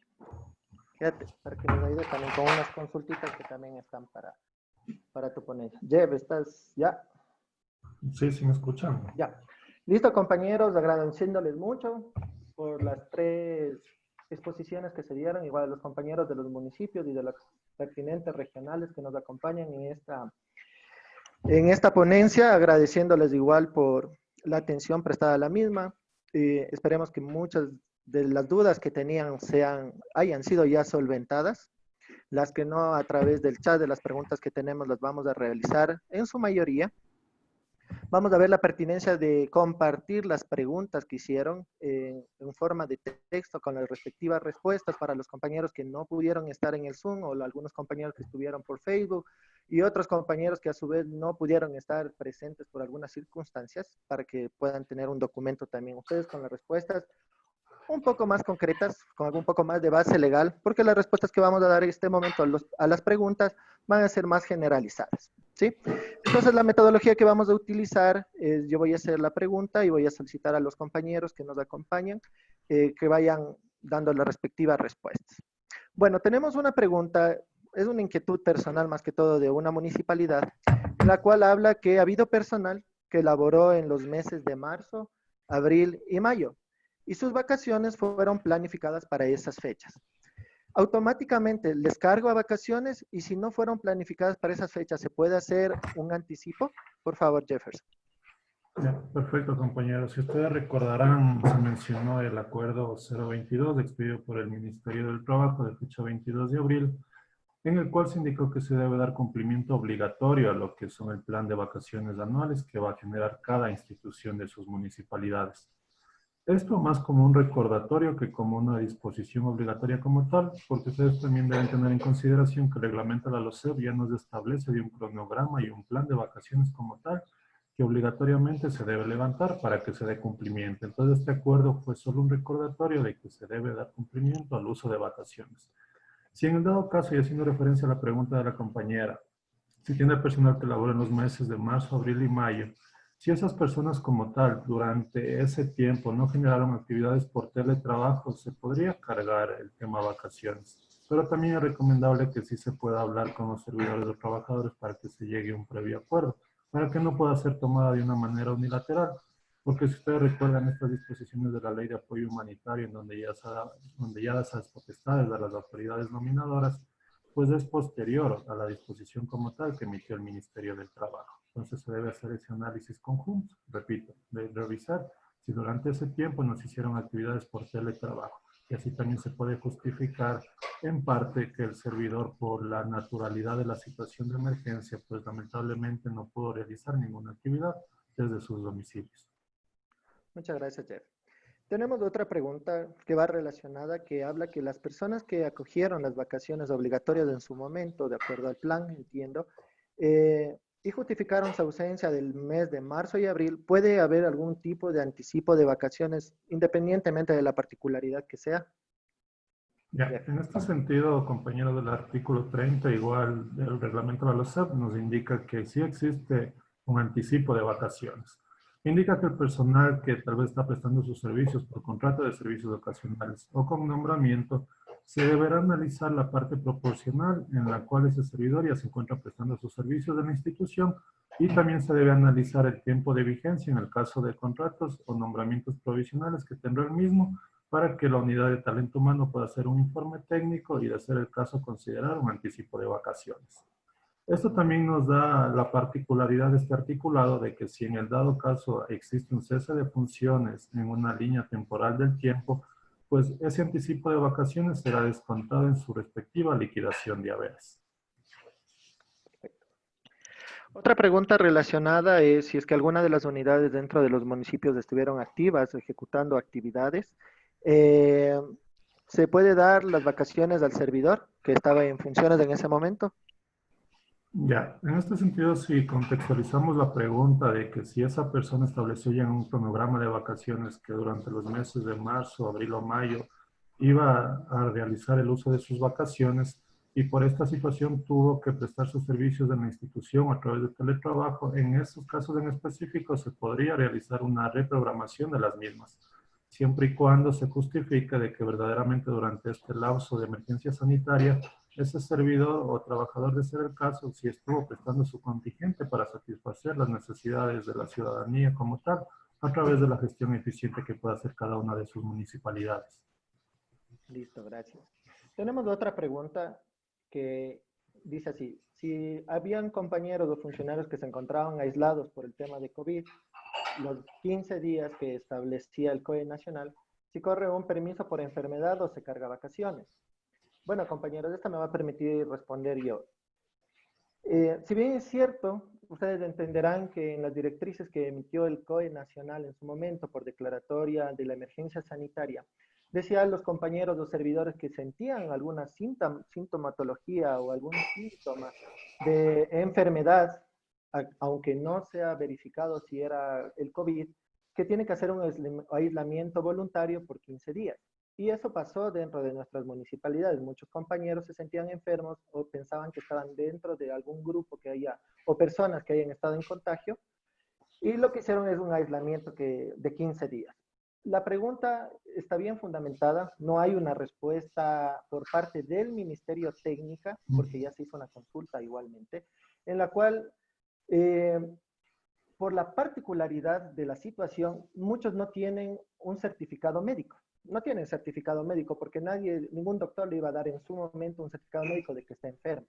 Y nosotros, o ustedes como responsables de las unidades de talento humano, necesitan un documento habilitante para poder justificar esos 15 días, que nos respalde que esa persona sí estuvo con alguna sintomatología o que estuvo enfermo.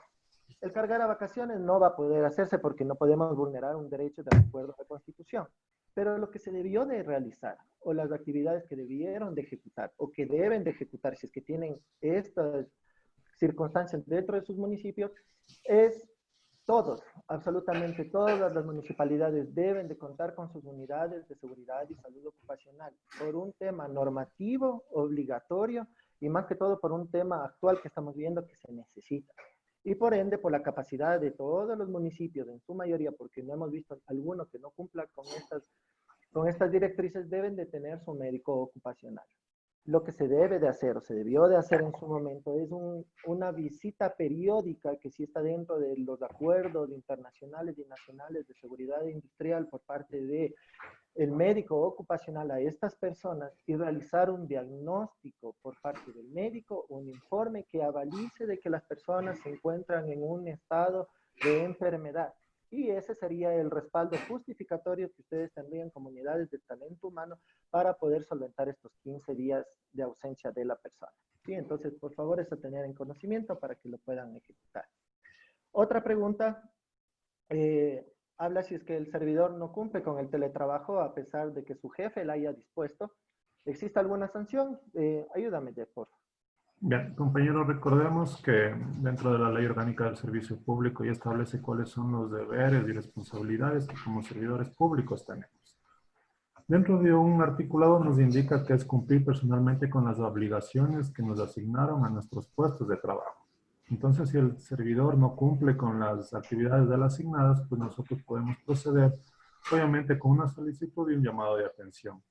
Y va a depender de nuestro reglamento interno y la causalidad de la falta para considerar en qué nivel puede estar, si es leve o grave. Pero recordando siempre, compañeros, que la única autoridad que va a imponer esa sanción como tal va a ser la máxima autoridad. Salvo en casos en donde la máxima autoridad delegó a través de un documento oficial alguna otra autoridad de menor rango de que pueda proceder con los llamados de atención. Esto también va a servir como base para las evaluaciones del desempeño que ustedes puedan hacer al finalizar el año. Entonces recuerden que eso le va a reducir un porcentaje en su calificación. Entonces, como tal, ustedes sí tienen métodos para en tal caso poder sancionar si el personal no está cumpliendo con sus actividades. Nosotros como talento humano también debemos recordar de que es nuestra atribución y responsabilidad previamente llegar a un consenso, sí, ya que nosotros al ser una entidad de asesoramiento de Estado, pues nosotros siempre debemos saber por qué se ocasionan estos problemas y más no actuar sin nosotros poder solicitar de manera previa las pruebas de descargo al servidor para evitar inclusive inconvenientes a futuro. Gracias. Voy a coger dos preguntas y agruparlas en una sola. Habla que en la guía y plan para el retorno al trabajo progresivo, en los lineamientos generales, habla en sí de que las personas o las diferentes grupos que se encuentran en la Constitución como grupos prioritarios y también las personas adultas que tienen más de 55 años no pueden ejecutar un trabajo presencial, que tenemos que cuidar. Y en todo caso nos indica otra compañera que cómo se aplicaría en este tema el teletrabajo. Para aclarar el tema, el teletrabajo, como ya lo mencionamos, es un análisis interno que nosotros realizamos de las actividades que se puedan ejecutar a través del teletrabajo. Nosotros vamos a tener cargos, los cuales no se van a acoger al teletrabajo y por el tema de la emergencia, al menos cuando estábamos en semáforo rojo, no podían salir a realizar sus funciones. Por ejemplo, los operadores de maquinaria y algunas otras personas que estaban dentro del código de trabajo y algunos que estaban administrativos. La función o la visión principal del teletrabajo era que la mayoría de servidores que hagan funciones administrativas o que se puedan acoger a realizarlas para que no, el municipio no frene brindar los servicios, era que lo realicen a través de teletrabajo. ¿Qué pasa con las personas adultas en estos planes de retorno que nosotros estamos haciendo? Lastimosamente, por parte del ministerio, entenderán que toda la normativa que va saliendo y la que nosotros dimos ha sido de una evolución muy rápida. Hay muchos criterios rápidos que sacan y a veces los acuerdos o los decretos no son bien analizados a profundidad. Sin embargo, recuerden ustedes que en su momento el ministro de Trabajo a través de ruedas de prensa sacó un acuerdo ministerial para el sector privado de cómo va a ser la recuperación de las jornadas laborales de las personas que no hayan ejecutado teletrabajo. En ese momento el ministro de Trabajo supo manifestar que algo parecido va a salir para el público, para recuperar estas jornadas, que básicamente decía trabajar en las tardes, recuperar las 8 horas de entre semana, recuperar los sábados y hacer una jornada para la recuperación. Sin embargo, no se ha dado. Para el público no ha salido una directriz clara. Entiendo cuál es la molestia o la preocupación de algunos compañeros de talento humano, en la cual sabemos que hay muchos, por la particularidad de las personas mayores de 55 años que no puedan asistir, ¿cómo vamos a hacerles recuperar después? O si les dejamos de pagar o ya no les pagamos, o si les quitamos la remuneración o les pasamos por vacaciones. Pasar el tema por vacaciones, Jefferson ya les dio la respuesta. Puede hacerse un cronograma para las personas de código de trabajo. Para el tema de la LOCEP, si es que ya no tienen vacaciones y lastimosamente no podemos descontarles de vacaciones, entendamos que estamos en un tema de emergencia, que la finalidad de esto es no solamente ver un tema institucional, sino también un tema personal, ver el tema de la salud de la gente y salvaguardarnos entre todos. Y si bien es cierto, al momento no hay una directriz clara, y lo que nos tocará en este caso particular de las personas que tienen más de 55 años, es esperar que pase la pandemia en su momento y sacará del ministerio alguna directriz, alguna resolución para poder observar cómo va a ser las recuperaciones de las jornadas que no se realizaron. Reducir el dinero, no pagarles la remuneración, un poco complicado también viendo que las personas de esta edad la mayoría están dentro del código de trabajo y son gente operativa, gente obrera, entonces un poco complicado por ese lado. Entonces, resumiendo, reducirles el salario o dejarles de pagar por no ir a trabajar a estos compañeros, no se los puede ejecutar. Esperar más bien las directrices del Ministerio de Trabajo, ya con algunos municipios ya hemos trabajado en este plan de retorno y se ha establecido en el mismo documento que una vez que pase la pandemia o que esta emergencia sanitaria más que todo y vuelva a una realidad que es la que todos queremos, se darán directrices para la recuperación de la jornada de algunos puestos y de algunos tipos de cargos que no pudieron hacer teletrabajo o que no pueden ir presencialmente a ejecutar sus actividades. ¿Sí? Bueno, aquí hay otra pregunta que dice, para acoger voluntariamente al decreto del gobierno, que me imagino que es el de la reducción de la jornada laboral, hay que hacer un acuerdo para los trabajadores y un acuerdo para los servidores públicos.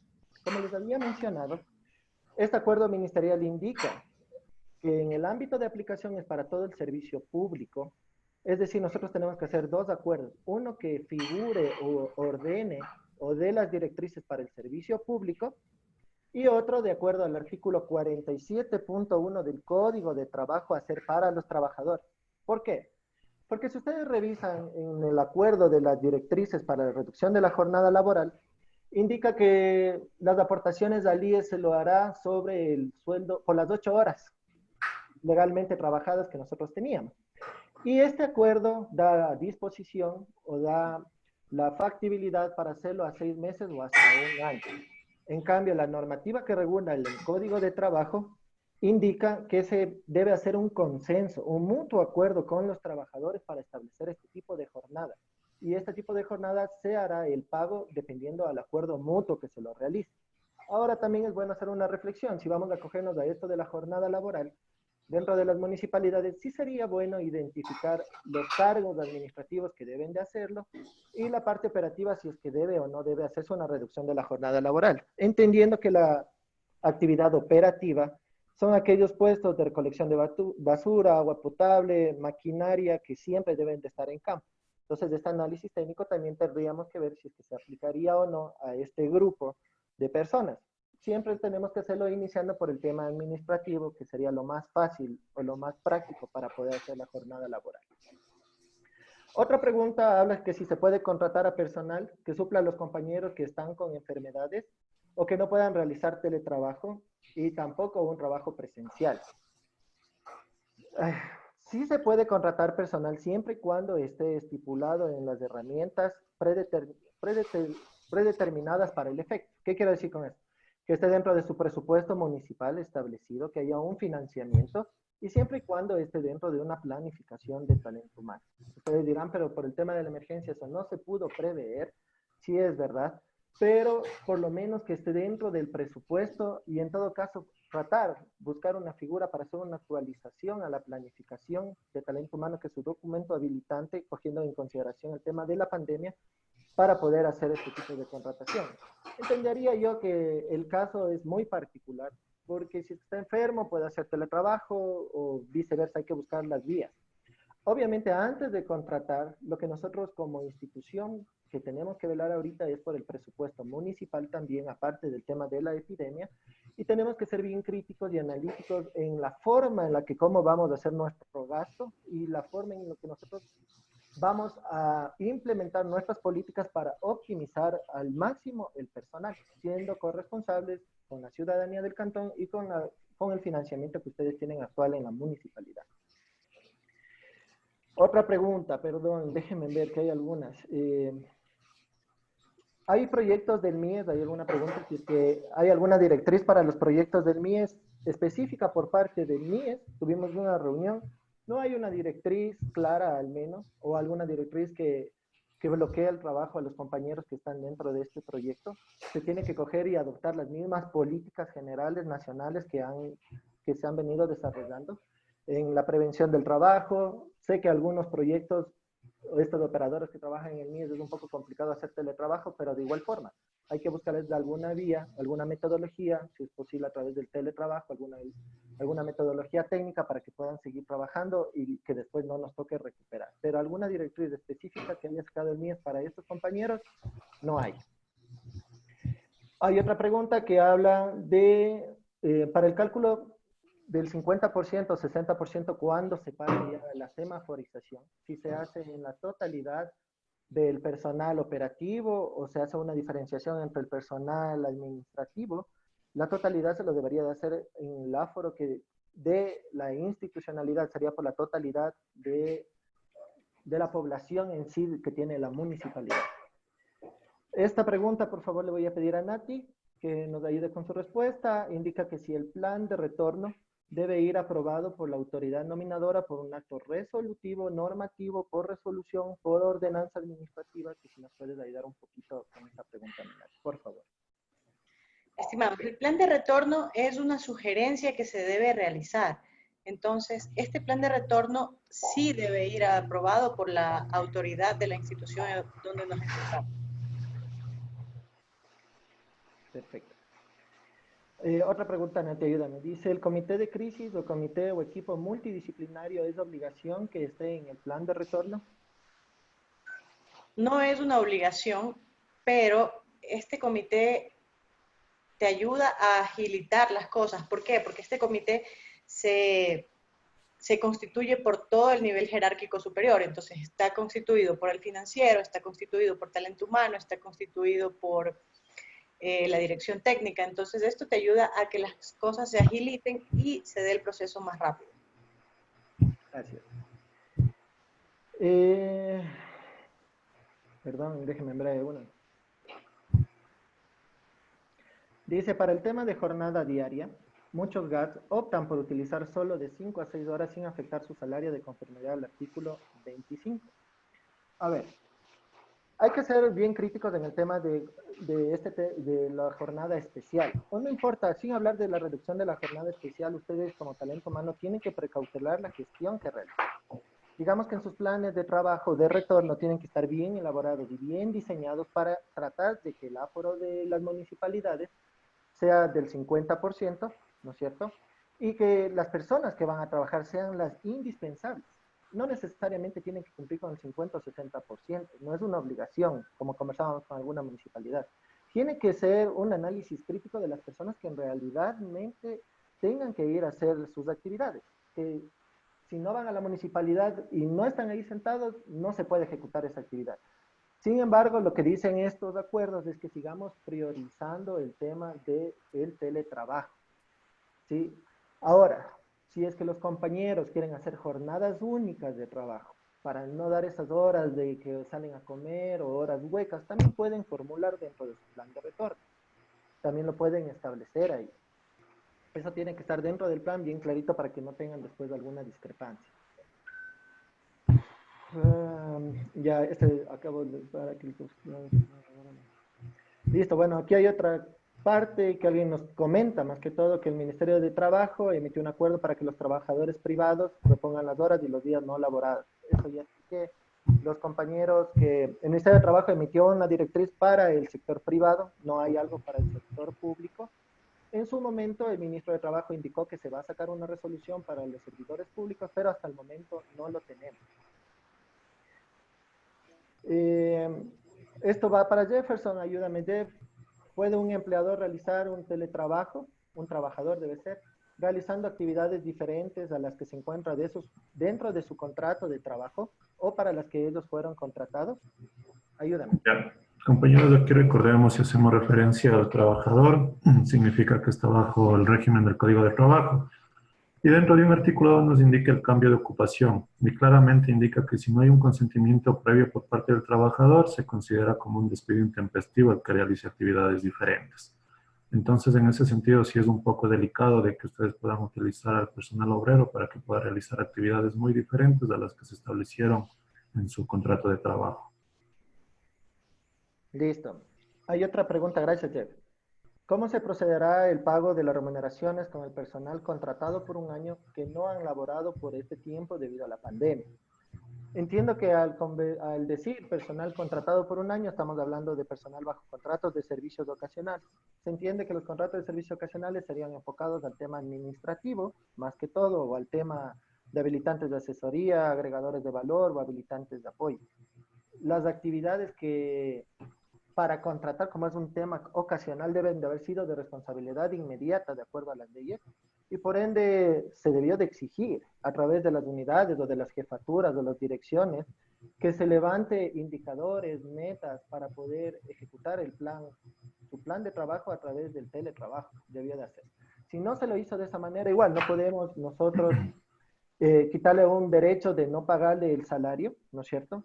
Pero también hay que ser bastante críticos y crudos. Si es que vemos que una persona le contratamos por un año y no está ejecutando actividades algunas y no va a ejecutar actividades algunas porque la particularidad de su puesto no le da para ejecutar, lo que no estamos haciendo ahí es una optimización del gasto y estamos teniendo una persona o un contrato que no está siendo efectivo dentro de la municipalidad, y lo que tenemos que hacer es un análisis para ver si está en una desvinculación del mismo y no pagar algún trabajo o algún tipo de actividad que no se está ejecutando y que sabemos que no se va a ejecutar. En ese punto también hay que ser bastante críticos como talento humano y asesorar de esa forma a la autoridad. Igual, Raúl, buenos días. En casos sospechosos de COVID se aisló al final, dio negativo y no tiene justificación de un médico. Como dije, Raúl, es obligación de las unidades de talento humano, si bien es cierto hay un hueco normativo, técnico, que no hay un lineamiento claro en esta parte ni del IE ni del Ministerio de Trabajo, tenemos que tener nuestras unidades de salud ocupacional y médicos que ellos avalicen, hagan visitas periódicas para ver si es que cumplen o no cumplen con la enfermedad o los síntomas que tienen. Teníamos que haber pedido o la exigencia de este tema. A ver, déjeme ver. En caso de acogernos de la reducción de la jornada laboral con respecto a las personas que están bajo el régimen de la LOCEP, mi pregunta es si la reducción también aplicaría para los funcionarios de elección popular, alcalde o alcaldesa. La reducción de la jornada laboral es un tema corresponsal de toda la institución, al menos en el tema de la LOCEP. Si es que hay unas directrices de la reducción de la jornada por un tema de que no quiere que haya aglomeraciones de la institución, o por el tema de que el presupuesto municipal, porque hay que ser bastante críticos en este tema, a veces no va a alcanzar el gasto para todo el año y necesitan reducir la jornada laboral con esta justificación, tiene que ser una corresponsabilidad y correlación de todos. Todos deberíamos estar inmersos en este tema, desde el alcalde, concejales, hasta los servidores más bajos. Es un tema de aporte igual que nosotros estamos haciendo, apoyando al tema de esta emergencia que nos encontramos. Bueno, veamos qué más dicen. Tenemos muchísimas preguntas. Yo creo que Santi, no sé si estás por ahí, unas 2 o 3 preguntas más, porque de ahí algunas son repetitivas. Sí, Santi, ¿qué le parece si hacemos unas 2 preguntas más? Porque igual a las 12 tenemos que proceder al cierre.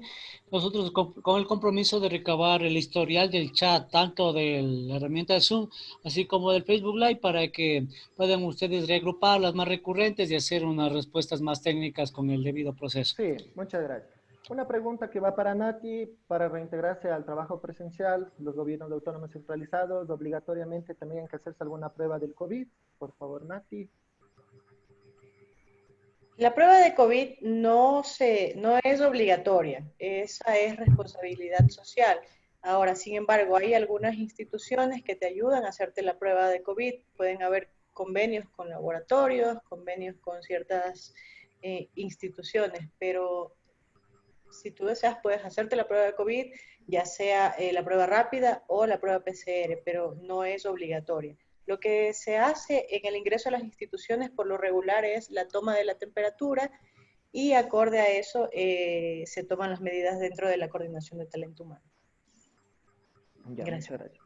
2 preguntas más rapidísimas. Un compañero habla de que se ha realizado un trabajador o un servidor las 8 horas laborales y que, bueno, ha ejecutado actividades posterior a eso, si es que vendría el tema de pago de horas suplementarias o extraordinarias, siempre y cuando se cumpla con la normativa legal vigente, se lo puede ejecutar, ¿no? No hay ninguna limitación, al menos a los GATS, en temas presupuestarios, como conversó Jefferson, que no nos permitan algunas partidas de certificaciones de ejecutar. Por otro lado, la última pregunta para poder cerrar esto es que tienen una servidora que está con el tema de una catástrofe, una enfermedad catastrófica, y que por su particularidad no puede hacer el trabajo presencial o no puede hacer o un teletrabajo. Como les había aclarado, compañeros, la directriz explícita por parte del Ministerio de Trabajo no la tenemos aún. Vulnerar los derechos no podemos a los servidores en este momento y más a grupos prioritarios como ellos. Y lo más práctico es esperar una directriz como la que comentamos, sacaron para el servidor, para el servicio privado, una que sea alineada para el servicio público y así nosotros sacar lineamientos claros y poder hacer este tema de la recuperación de las jornadas a diversas cualidades de personas o servidores que nosotros hayamos tenido. Eso, mis estimados compañeros, les agradecemos muchísimo la participación. Otra vez reiterándoles el agradecimiento por parte de la Asociación de Municipalidades. Les agradezco a Jefferson, a Nati por las ponencias de igual forma. Gracias a ustedes, chicos, gracias a todos los presentes. Como conversó Santiago, nos va a ayudar enviando la información y el material a sus correos. Sí, los chicos que yo les tengo en el grupo de WhatsApp, de igual forma les voy a hacer llegar a través del chat para que lo tengan más rápido. Y al final se va a hacer una síntesis de las preguntas más relevantes con un poco más de sustentación técnica para que ustedes lo puedan tener en su gestión diaria. No me queda más de agradecerles a todos los compañeros que hicieron posible esto y muchísimas gracias a todos por su presencia. Estamos a las órdenes. Cuenten con nosotros en lo que ustedes deseen. Los contactos ya la mayoría tienen de nosotros y los que no ya vamos a ver cómo les hacemos llegar para cualquier duda y cualquier inquietud. Les agradecemos muchísimo. Muchas gracias. Muchas gracias. Gracias a todos. Gracias, compañero. Muy amable, muchísimas gracias a todos cada uno de ustedes. Por favor, recuerden que les vamos a hacer llegar a los correos todo el material que fue socializado en esta ponencia, agradeciendo de sobremanera a Jefferson, a Nati y a Santi por las consideraciones y por el tiempo destinado para que se realice de la manera más óptima esta sesión de videoconferencia. A todos y cada uno de los funcionarios que estuvieron pendientes de este evento, hacemos llegar también un caluroso abrazo virtual a la distancia, esperando que se encuentren muy bien y uniendo a sus familias. Muchísimas gracias. Recuerden que este video ha sido grabado de tal manera que será subido en nuestro canal de YouTube en AME Virtual. Por favor, ingresar a este canal, suscribirse para recibir las notificaciones de los diferentes eventos que estamos desarrollando en esta modalidad de videoconferencia. Nuevamente reiteramos el agradecimiento y un fuerte abrazo nuevamente. Gracias. Gracias, Santiago. Gracias.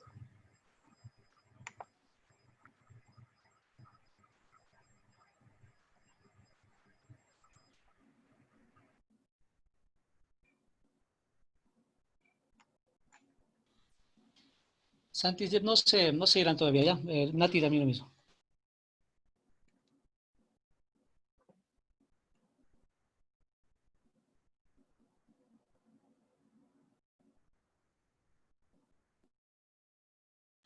Esta última parte, como ha sido normal en nuestras videoconferencias, quedan los micrófonos abiertos para la despedida de los funcionarios que todavía se encuentran en la sala. Muy amable, gracias.